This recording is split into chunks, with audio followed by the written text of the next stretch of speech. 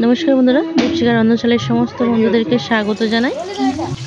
শামুক দিয়ে লাউডাঁটার ঝোল বানাবো আর চারা মাছে বা বাটা মাছে ঝাল বানাবো।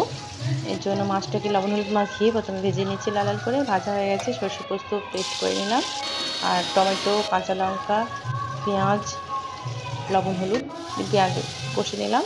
এবার সর্ষে পোস্ত পেস্টটা কষে 1 কাপ মতন জল দিয়ে দিলাম। জলটা ফুটে গেলে মাছগুলো দিয়ে 5 মিনিট ফুটিয়ে নামিয়ে নিচ্ছি। শামুক দিয়ে লাউডাঁটার ঝোল বানাতে পেঁয়াজ, আদা, রসুন, জিরে, পানমৌরি, রাঁধুনি, কালো জিরে নিয়েছি। শামুকগুলো প্রথমে লবণ হলুদ মাখিয়ে ভেজে নিলাম। কুকারে দিয়ে দিচ্ছি, টপ করে সেদ্ধ হয়ে যাবে সমস্ত জিনিস।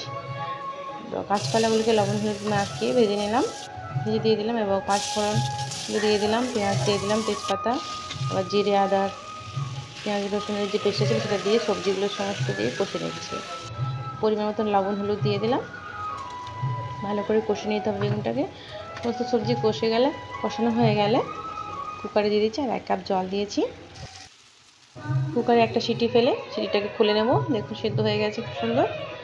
এবার বেড়ে নিলাম আর এদিকে কিমা বাটি বানাচ্ছি। এর জন্য একটি আলু, কিমা শাক আর পেঁয়াজ, কাঁচা লঙ্কা, 1 কাপ জল, পরিমাণ মতো লবণ, হলুদ, সর্ষের তেল দিয়ে ঢাকা দিয়ে বাটিটা করে নিচ্ছি।